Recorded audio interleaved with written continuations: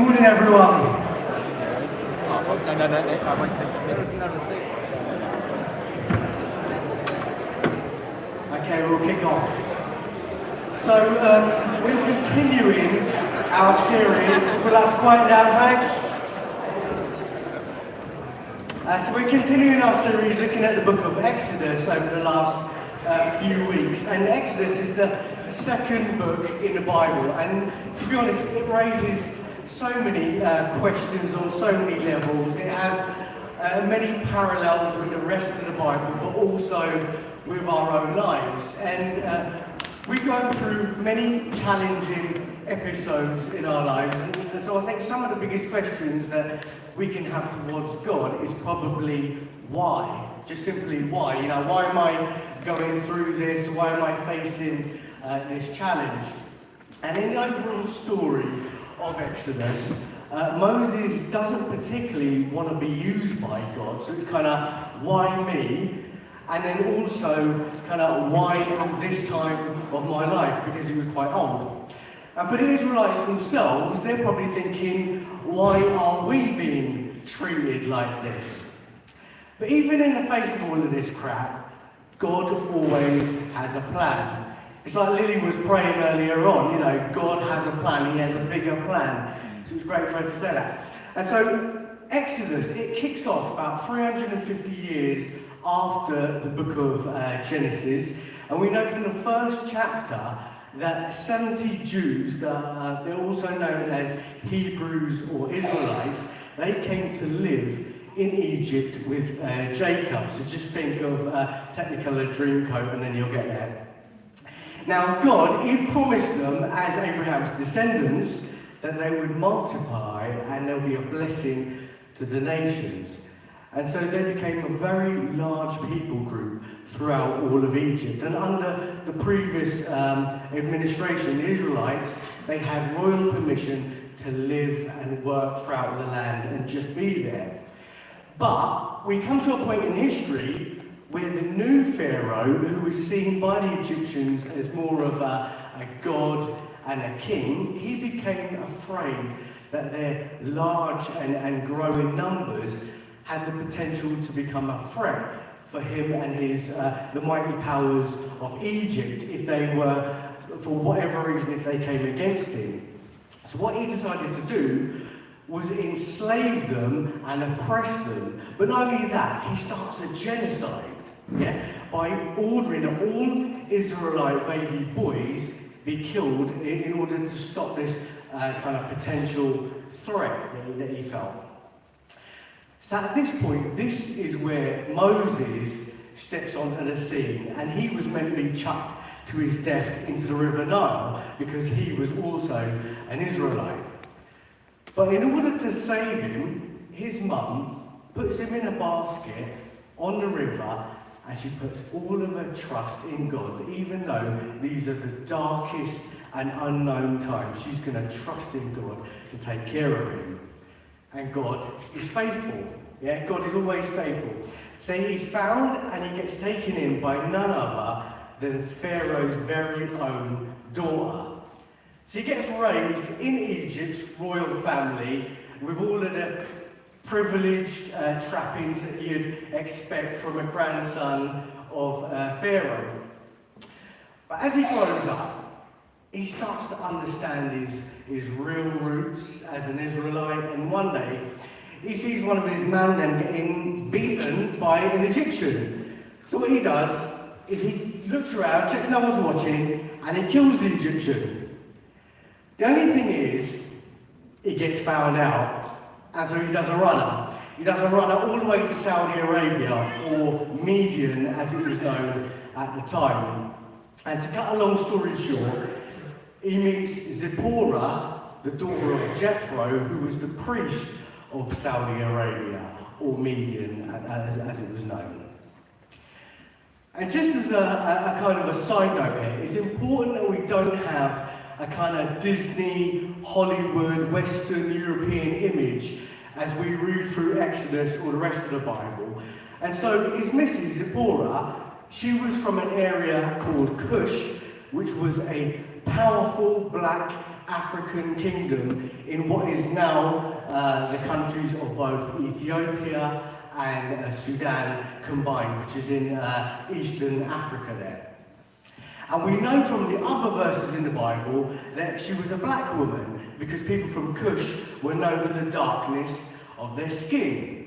And so you've got Moses, who's a light-skinned Jewish fella, and Zipporah, a black woman, and they end up having two mixed-race sons, Gershom and Eleazar. And so now, he's living his happily ever after life as a shepherd for the next 40 years or so, he thought. But in his 80s, he's out tending sheep, and God appears to him in a burning bush and tells him, Moses, you need to go back to Egypt, confront Pharaoh, the apparent supreme leader of the world's major superpower, and to set God's people, the Israelites, free. So it's at this point, actually, is Donna around? Here we go. It's at this point in the story where actually Moses and his brother Aaron, they confront Pharaoh, they do. And so Donna's just going to read from Exodus chapter 7, verse 1 to 13. Now this story, it covers, I think, about 4 chapters, but she's just going to read the very first section. So over to you, Donna. Thank you, and thank you for picking up the sisters. Yeah. Good morning. Exodus chapter 7, verses 1 to 13. So the Lord said to Moses, See, I have made you as God to Pharaoh, and Aaron your brother shall be your prophet. You shall speak all that I command you, and Aaron your brother shall tell Pharaoh to send the children of Israel out of his land. And I will harden Pharaoh's heart, and multiply my signs and my wonders in the land of Egypt. But Pharaoh will not heed you, so that I may lay my hand on Egypt and bring my armies and my people, the children of Israel, out of the land of Egypt by great judgments. And the Egyptians shall know that I am the Lord when I stretch out my hand on Egypt and bring out the children of Israel from among them. Then Moses and Aaron did so, just as the Lord commanded them. So they did. And Moses was 80 years old and Aaron 83 years old when they spoke to Pharaoh. Then the Lord spoke to Moses and Aaron, saying, When Pharaoh speaks to you, saying, Show a miracle for yourselves, then you shall say to Aaron, Take your rod and cast it before Pharaoh, and let it become a serpent. So Moses and Aaron went into Pharaoh, and they did so, just as the Lord commanded. And Aaron cast his rod before Pharaoh and before his servants, and it became a serpent. But Pharaoh also called the wise men and the sorcerers, so the magicians of Egypt they also did in like manner with their enchantments. For every man threw down his rod, and they became serpents. But Aaron's rod swallowed up their rods. And Pharaoh's heart grew hard, and he did not heed them, as the Lord had said. That's great. Thanks very much, Donna. So the Egyptians, they worshipped loads of nature gods because they believed that they had the power to control all of the natural stuff in the world around them. And ancient Egypt, being one of the greatest and most powerful kingdoms the world had ever witnessed up until that point, therefore they believed that their gods were ultra powerful. And in this story, God was clearly demonstrating to them and his own people that he was supreme over the Egyptian gods, and I'll explain. So if I could have the first picture up there, actually. There we go. So this is the UK and the royal family's coat of arms, and we've got about 8 or 9 lions on it, and a unicorn. The lions are supposed to symbolise protection and might and power and dominance. And I think the unicorn was probably added in by Elton John and Graham Norton at some point. But similarly, Pharaoh's coat of arms, which also appeared on his headdress, you can't really see it there, but it's actually a snake in front of his crown there, which was meant to be the image of the cobra goddess Wadjet, who is the divine protector of his house. Yeah, so to kick things off, God gets Aaron, Moses' brother, to chuck Moses' staff onto the ground where it turns into a snake which eats all of Pharaoh's magicians' snakes. It's no coincidence, yeah? He was showing Pharaoh that your divine snake god thing that you've got going on there, yeah, as a start of a 10, how's that going? Yeah, that's the very first thing. God then uses Moses to bring 10 plagues to get Pharaoh to free the Israelites. But in doing so, God directly attacks the gods of Egypt in order to show the Egyptians that their gods were nothing but worthless idols, also to remind the Israelites who their God really was. And these 10 plagues, they can appear like God just thought, I'm just going to throw out some random crap over the months and years to kind of, hit them with, and we'll see what happens in order to show them who is boss.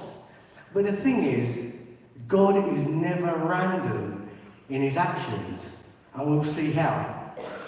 So for the first plague, God starts by turning the River Nile to blood. So suddenly, this river, which formed the basis for daily life for the Egyptians, the river that provided the fields next to it with fertile crops for all their crops to grow in that, and this river which was a network for their transportation, they transported all their goods up and down the country and so forth, and it was also their whole entire national economy was based upon. It now sat unusable, stinking to high heaven with 1 million dead fish floating on top of it. They couldn't even drink from it, and they had to do a bit of a Bear Grylls where you had to dig in soil next to it and allow the water to be filtered up so that they can drink from it. If you remember back, I think Matt Smith was probably the only one that supported it. And Joanna.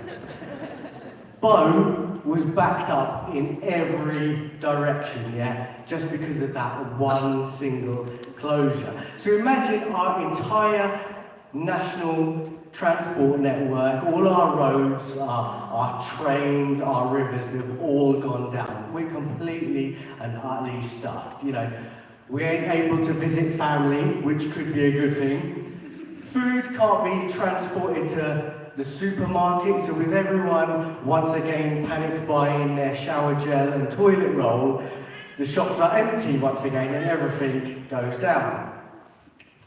But a couple of things to know here. The Egyptians, they believed in a god called Hapi, which was the god of the Nile and fertility and fish.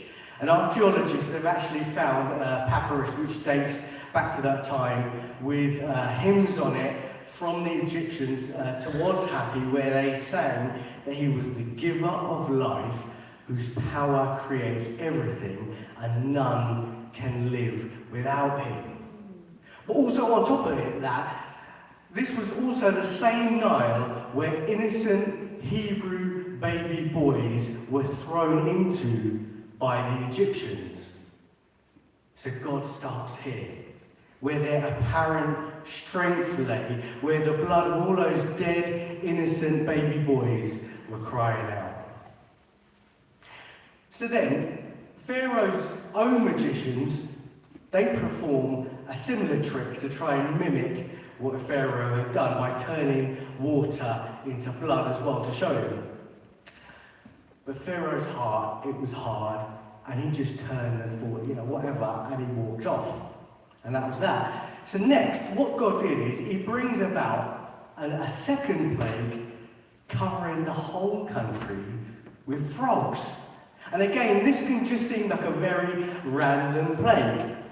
But this was an attack on their god Heket, the frog-headed goddess of fertility and birth. Because they used to carry out these charms and these kind of magic things where they used to wear these kind of symbols and so on in order to promote fertility. And actually in chapter 8, the one afterwards, it actually says, frogs will be in your houses and in your bedrooms. So God probably thought, you think frogs can get you pregnant? Have frogs. Yeah? And I don't know about you, but I can't imagine that anyone was getting jiggy in the bedroom and producing kids with frogs in there. So, once again, Pharaoh's heart remained hard. And for the third plague, Moses struck the dust with his staff, and the country was swarming with gnats that bite. However, if you read in chapter 8, verse 19, there seems to be a bit of a turn of events, because Pharaoh's own magicians, they not only can't replicate this plague, but they suddenly start to begin believing in God. There's a sudden slight shift there. You're reading the language.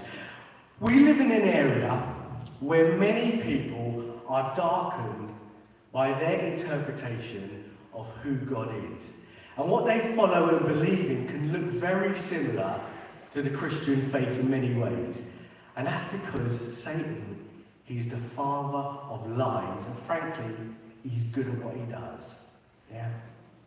But this story shows you that as you continue to be obedient to Jesus in your own area of life, where you live, etc., where you go to school, your college, all of that, the light of the gospel shines through you, and you just need to trust that the Holy Spirit will speak through that and use it. So for these Egyptian magicians, they started to recognize who was actually in charge. Now God will continue to reveal himself to them, and they will have a chance to turn to him at any point. But Pharaoh, once again, he doesn't budge on this. So for the fourth plague, God hits them with a swarm of flies. Now, Esther and I, my wife and I, we celebrated our 25th wedding anniversary last year, and we went backpacking in northern India. So we ended up first of all in Delhi, and in an area called Chandi Chowk, which is an amazing area. It's quite famous. It's got about 1 million people, and it's just an area within Delhi itself. And the only way I can describe it is that it's like Ridley Road Market times 1,000, but back in the Victorian times. Anyway, I thought I wanted to do a bit of a man versus food, and so I YouTubed what I thought would be a decent place to go and eat, and we went there to have chicken. Est was clever, so she didn't eat anything at all. I stuffed myself. Anyway, the meal was great, and afterwards I went upstairs and to wash my hands away from the customers, where I stumbled across the cook cooking chicken next door to some mash-up open toilet. Yeah? And on the floor in front of him was this pile of food with flies, those blue bottle flies, all floating around on top of it.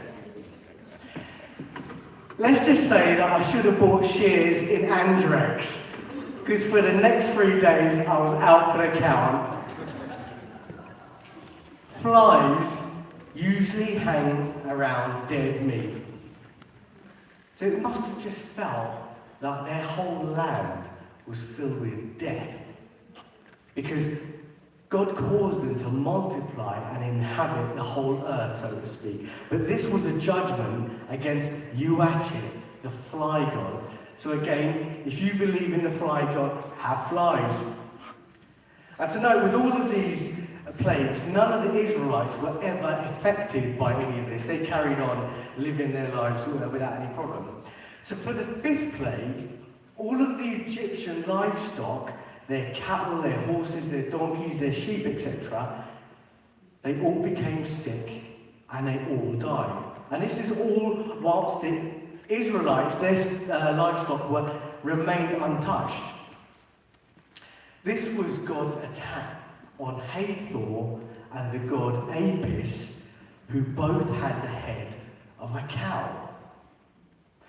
And you'll know if you continue to read on in the book of Exodus that later on the Israelites, they struggled to shake off and deal with their past and the culture that they were so immersed in back in Egypt. When in Exodus 32, Moses goes up into the mountain to meet with God and he leaves the people there, they get idle and they end up returning to those old Egyptian customs by creating a cow god to replicate what they worshipped and what the Egyptians worshipped back in Egypt. So this is actually an encouragement to us to deal with the crap from your past. Don't let it fester or Satan will take hold of it. If there are areas in your life that you know you need to get help with, get rid of your pride, seek forgiveness from God, and if necessary, seek help and accountability to deal with it going forward. Now, accountability as a Christian can mean a number of different things. You know, if you struggle with certain areas in your walk with Jesus, you know, you're easily angered, say for instance, you gossip, you drink too much, you eat too much, you spend unhealthily. You know, these are things that you can get accountability for. And it's just practically, if you don't deal with it, Satan will deal with it. So what I've tended to do in the past, if someone asks me to keep them accountable for something, firstly, take it seriously. Yeah, take it seriously. Don't kind of leave them hanging for weeks on end. Because quite often, when they've come to you at a time in their life where they're humble enough to admit they've got an issue and a problem. And it usually feels like their insides have been ripped out because this is a deep and meaningful thing for them. And they're looking to you as someone that they recognise has a spiritual maturity and that they can trust in to seek Jesus on their behalf and pray for them and challenge them in a right and a loving way. So put it in your diary, put it on your phone, and get in contact with them as soon as you can. And what I tend to do is I meet with the guys and we'll go for a walk or grab a pint together or shoot some pool together and we'll just chat. We'll chat about life where I can challenge them. How are you doing about this individual area of your life? You said you were struggling with this area, and so every so often we'll meet up and keep it fairly regular. Also, just to say, and to tell them at the start of this, whatever we talk about, this is private, so it's not for public consumption. We don't just go telling everyone about your business and my business and so on. Yeah? But also, just to make clear with them that if there are aspects where you need the help and advice of elders or the core leadership or others, you know, say for instance there's issues of abuse or that need biblical correction, etc., that actually you'll be speaking to one of these guys, but with their understanding and their knowledge. And so in that way, it doesn't just become some kind of private thing between me and you, only we know about it, where that could then be open to control. And so that's sometimes why, when I'm doing it, I'll meet as a group of 3. It's good to do that, where the Bible talks about iron sharpening iron, and you can challenge each other. And we can also help you with accountability questions. You know, any one of us can help you with that. Sometimes it can be stuff like, you know, how are you growing in the fruit of the Spirit? The Bible talks about eagerly desiring spiritual gifts. You know, when you come in on a Sunday, how are you eagerly desiring spiritual gifts? What temptations are you facing at the moment? You know, how are you honouring God with how you handle your finances, etc.? These are just a number of different questions that you can ask, just to keep them sharp on that. And lastly, just on that point of accountability, don't let it fizzle out, that relationship. Yeah? Either bring it to an end unless it naturally comes to an end. But once again, that person has revealed some deep stuff to you. So if you just allow it just to kind of fizzle out, months have gone by and you haven't met with that person and challenged them on stuff, you know, once again, these are kind of deep, meaningful stuff to them that you've just left there. So back to the plagues, and we get upon plague number 6, where God gives all the Egyptians boils. And that's a judgment against several of their gods. And with plague 7, God tells Moses to go and meet Pharaoh really early in the morning to warn him. Now, every single morning, Pharaoh had to carry out these rituals and these rites early in the morning down by the water in order where he believed actually he can summon the sun at that point.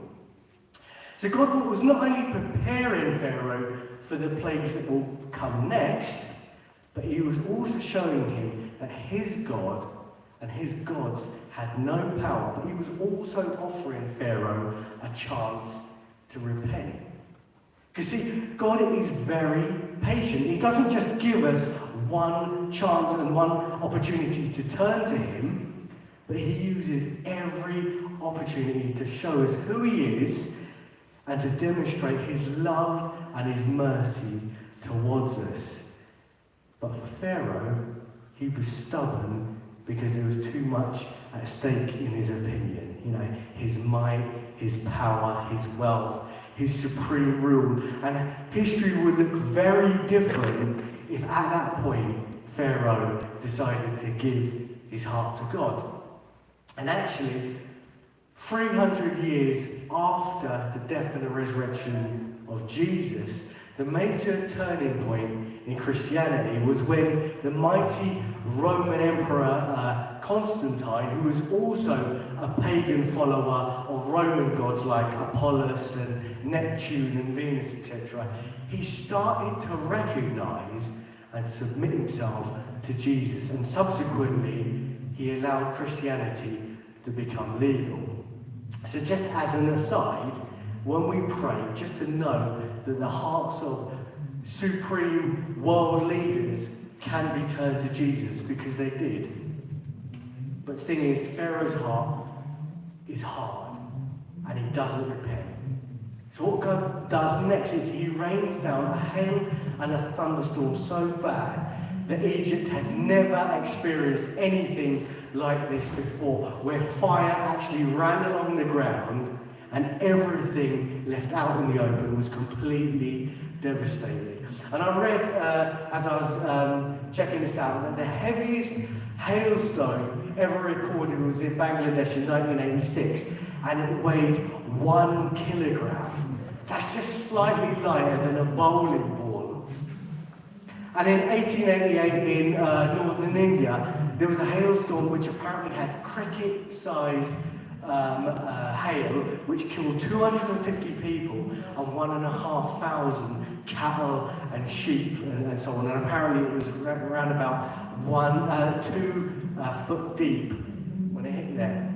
So just imagine the devastation that they felt. You know, this was God's judgment, though, against a number of their gods and goddesses of the sky and of thunderstorms. And we don't know the time period where all these plagues hit them, but presumably God allowed stuff to grow once again, and Pharaoh was stubborn. So God then sent an 8th plague of locusts to destroy everything that brought life, that sprouted up from the ground. Every field, every tree, the fruit, the vegetation, all against Osiris, who was supposed to be the ruler of the crops.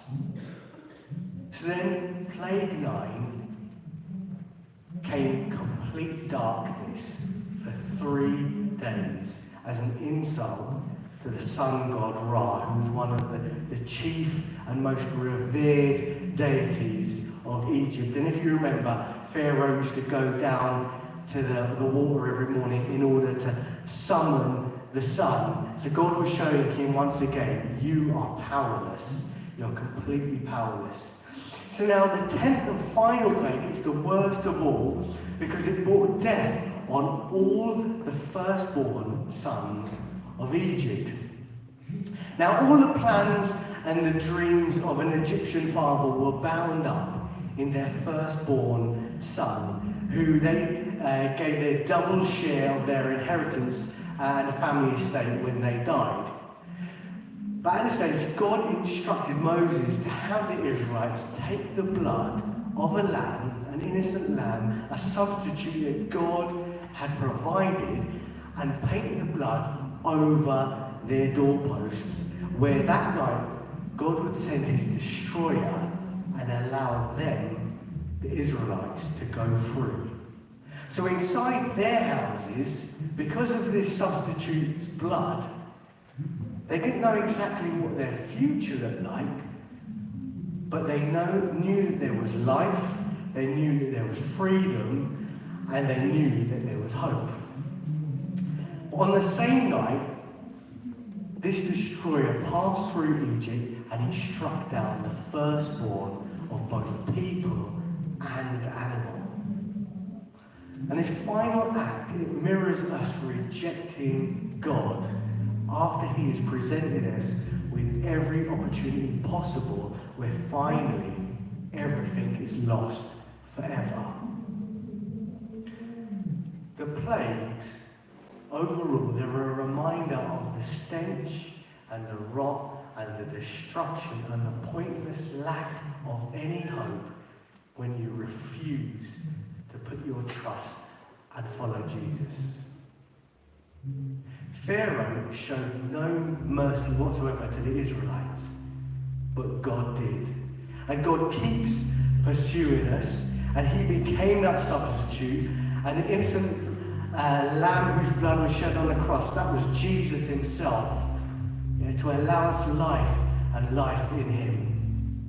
So to just finish and conclude, actually, the 10 plagues, they point back actually to creation in Genesis, where Yahweh uses his power over creation to undo all of creation in judgment. So taking it back to being formless and empty, no crops. Instead of the land producing, the land is being devoured.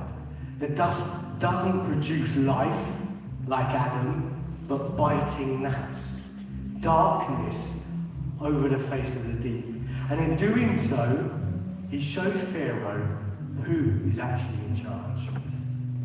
Also, nearly every plague that's in Exodus is also reflected forward in some way in the book of Revelation as well. Because many of those plagues in Revelation are shaped in the same way as what you read here in Exodus, to show those, like Pharaoh, who stubbornly resist God, they will also suffer the same fate as him.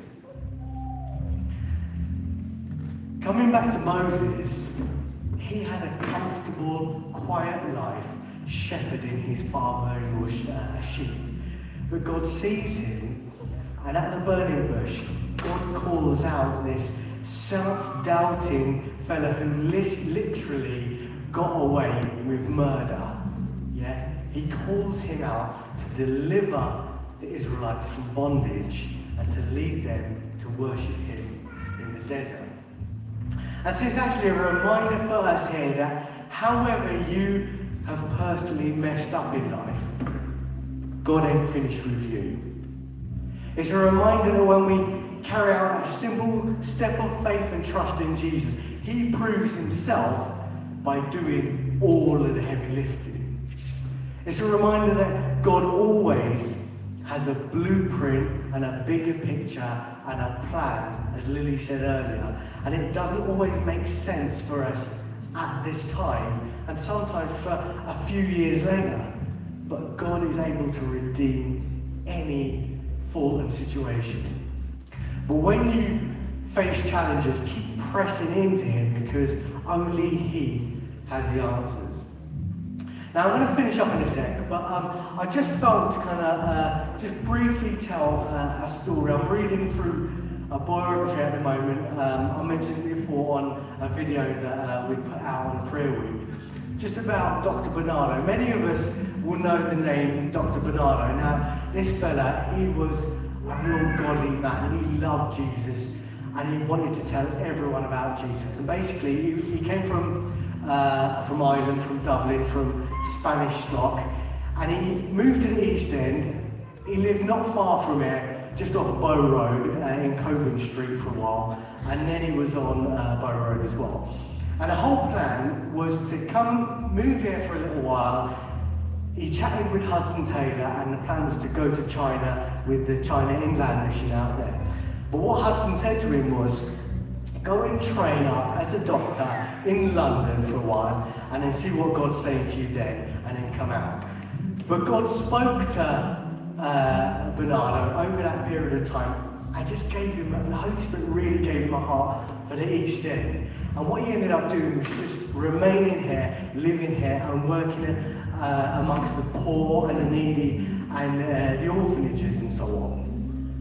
And so there's just this one account, actually there's a couple of accounts here. This is back in 1870, right? And so Dr. Bernardo, he ended up in a pub just in between Mile End and Stepney's, just down the road. And his purpose was to go and preach the gospel there in this pub. And so he noticed there's this room, this back room there, and it's got they're a bit leery in there, but the door's kind of half shut.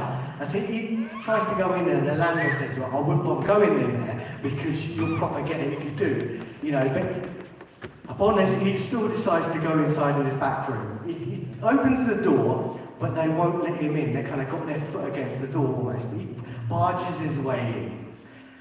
And there in front of him is filled with these girls and boys from the ages of 14 to 18, all around the room. They're all really leery and drunk. And so he jumps on the table in the middle of the room, and he tries to preach the gospel and sell them a few Bibles. They're not having any of this. They push him off the table, get him on the floor, get the table, put it on top of him, and the big lads start dancing on top of the table with him underneath it. Anyway, he ends up with 2 broken ribs and 6 weeks in recovery. And it could have felt like such a complete waste of time. A day after this beating, the copper came round to him to try and prosecute the ringleaders. But Dr. Bernardo, he refuses to, and he says, this is his quote, "Indeed, I felt I could not take legal steps against my assailants. I had begun with the gospel and determined, therefore, not to end with the law." So he returned to this pub the very next day, and strangely, there was a shift there where they all welcomed him in, I guess for the fact that he didn't grass them up and he just took it on the chin. But this incident on its own, it ended up saving many, and hundreds were influenced by the gospel. And he says that these, what does he say? Opening hundreds of doors of gospel influence over the rough lads and girls of that quarter than I could have ever attained from street preaching and teaching for years. So, and many thousands were saved through the work of Dr. Bernardo there. You know, it's a real encouragement to us that the legacy of this man who sought to serve Jesus here in the East End with all of its major challenges is world renowned. So actually, time's gone on and I'm going to leave it there, guys. But I just want to encourage you, if any of this has challenged you and you want to get prayer for it, I would love to be able to pray for you afterwards or chat with you over coffee. But I'm going to hand over to Steve.